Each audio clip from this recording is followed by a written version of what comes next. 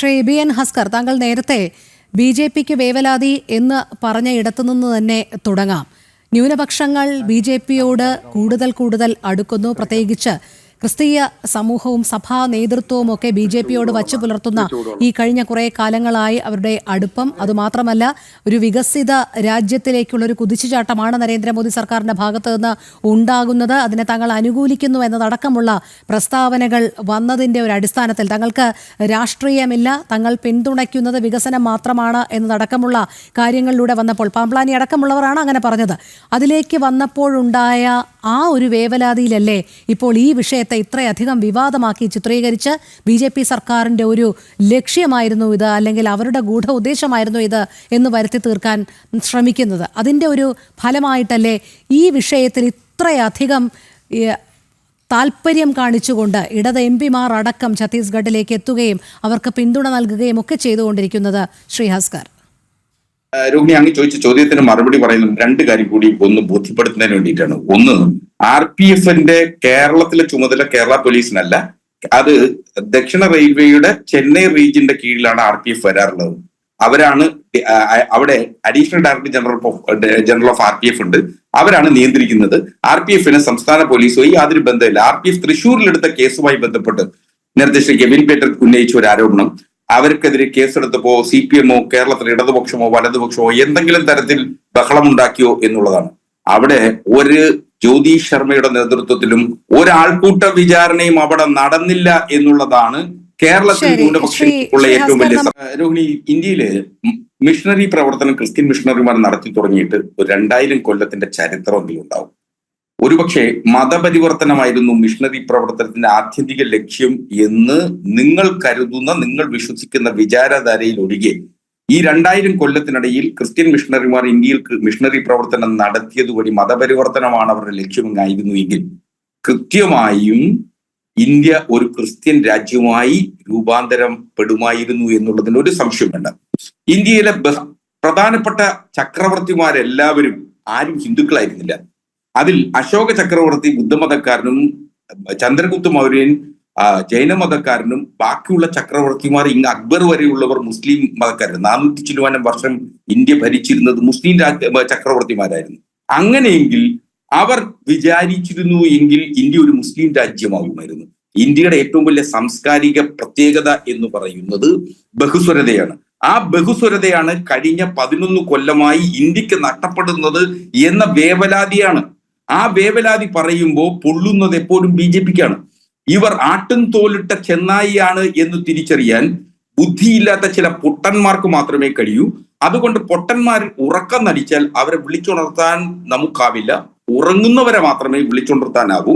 അങ്ങനെ ഉറങ്ങുന്ന ആളുകളായിരുന്ന കേരളത്തിലെ സദ്ബുദ്ധിയുള്ള സർവ്വ ക്രിസ്ത്യാനികൾക്കും ഇപ്പൊ കാര്യം മനസ്സിലായിട്ടുണ്ട്. ചില കാസാബ് ആളുകൾക്ക് ഇപ്പോഴും ഇക്കാര്യം എന്താണ് എന്ന് മനസ്സിലായില്ല. അതുകൊണ്ടാണ് ചില സിനിമയിലൊക്കെ പറയുമല്ലോ, മരുന്നിന് പോലും ഞങ്ങൾ കണ്ടില്ല എന്ന് പറയുന്ന സുരേഷ് ഗോപിയും പ്രധാനമന്ത്രിയുടെ ഓഫീസിൽ ഇടപെട്ടു, അതുപോലെ ജോർജ് കുര്യൻ ഇടപെട്ടു എന്നൊക്കെ പറഞ്ഞുകൊണ്ട് ജനങ്ങളെ തെറ്റിദ്ധരിപ്പിക്കാൻ വേവലാതി BJPക്ക് ഉള്ളതുകൊണ്ടാണോ പ്രധാനപ്പെട്ട പല സംസ്ഥാനങ്ങളിലും ഛത്തീസ്ഗഡിലടക്കം മതപരിവർത്തനത്തിനെതിരെയുള്ള ബില്ല് പാസാക്കിയതും അത് നിയമമാക്കിയതും കോൺഗ്രസ് സർക്കാരുകളായിരുന്നില്ലേ? ഇവിടെയൊന്നും BJPയുടെ ഇടപെടലില്ലല്ലോ. കൃത്യമായി അതിന്റെ കണക്കുകൾ പരിശോധിച്ചാൽ 1954 തുടങ്ങുന്നു ഇതുമായി ബന്ധപ്പെട്ട ബിൽ ലോക്സഭയിൽ അവതരിപ്പിച്ചത്. തുടർന്ന് ഓരോരോ സംസ്ഥാനമായി ഞാൻ വായിക്കുന്നില്ല, സമയക്കുറവുള്ളതുകൊണ്ട്. അവിടെ എല്ലാം കോൺഗ്രസ് സർക്കാരാണ് അത് നിയമം മൂലം നടപ്പിൽ വരുത്തിയത്. അവിടെയൊന്നും BJPയുടെ ഒരു വേവലാതിയും കണ്ടില്ലല്ലോ. നമ്മൾ അങ്ങൊന്ന് പരിശോധിക്കൂ. ഛത്തീസ്ഗഡിൽ ഏകദേശം 2% മുസ്ലിങ്ങളുള്ളത്, 1.92% ക്രിസ്ത്യാനികളുള്ളത്, ബാക്കി 96% ഹിന്ദുമത വിശ്വാസികളാണ്. അതിൽ തന്നെ 80% പിന്നോക്ക ഹിന്ദുക്കളാണ്. അതെ, അത് മാത്രമല്ല അവർ തനതായ പൈതൃക പാരമ്പര്യം പുലർത്തുന്നവരാണ്. അവരെ സംരക്ഷിക്കേണ്ട ബാധ്യതയുണ്ട്. അതുകൊണ്ടാണ് അവിടെ ആ നിയമം കർശനമായി തന്നെ നടപ്പിൽ വരുത്തിക്കൊണ്ടിരിക്കുന്നത്. അപ്പോ അങ്ങനെയാണെങ്കിൽ അതിന്റെ ക്രെഡിറ്റ് മൊത്തം ഇന്നലെ വന്ന BJPക്ക് അല്ലല്ലോ കൊടുക്കേണ്ടിയിരുന്നത്. ഈ നിയമം നടപ്പിലാക്കി നാളിതുവരെ നടപ്പിലാക്കിയ കോൺഗ്രസിനല്ലേ കൊടുക്കേണ്ടത്? BJP അങ്ങനെ അവകാശവാദം ഉന്നയിക്കുന്നില്ലല്ലോ. ഒരു നിയമം അവർ അത് നടപ്പിൽ വരുത്തിക്കൊണ്ട് പോകുന്നു. BJP പറഞ്ഞില്ലല്ലോ, BJP അത് പറഞ്ഞില്ലല്ലോ. പക്ഷേ പക്ഷേ BJP അങ്ങനെ ഒരു അവകാശവാദവും ഉന്നയിച്ചില്ലല്ലോ ശ്രീ ഹസ്കർ. പക്ഷേ അല്ല, ആ നിയമം നടപ്പിൽ വരുത്തേണ്ടത് തങ്ങളുടെ ബാധ്യതയാണ് എന്ന് ആവർത്തിക്കുന്നുണ്ട്. ആ നിയമം അവിടെ ഉണ്ടായിരുന്നിട്ടും 4% മാത്രമേ അവിടെ മറ്റിതര സമുദായക്കാരുള്ളൂ എന്നാണ് പറഞ്ഞത്. അവിടെ ആരും ആരെയും മതപരിവർത്തനം നടത്തുന്നില്ലെന്നേ. അവിടെ അശരണരും നിരാലംബരും കുഷ്ഠരോഗികളുമായിട്ടുള്ള സാധാരണ മനുഷ്യർക്കിടയിൽ പ്രവർത്തിക്കുന്നവരാ. കിലോമീറ്ററുകളോളം നടന്നു പ്രവർത്തിക്കുന്ന ഈ തിരുവസ്ത്രമണിഞ്ഞ കന്യാസ്ത്രീമാരെ കഴിഞ്ഞ 9 ദിവസമായി ജയിലിലടച്ചതാ. ആ ജയിലിലടയ്ക്കുന്നുള്ള സാഹചര്യം സൃഷ്ടിച്ചത് ഒരു ജ്യോതി ശർമ്മ എന്ന് പറയുന്ന ബജറംഗദൾ പ്രവർത്തകയാ, ബജറംഗളുടെ നേതാവാ.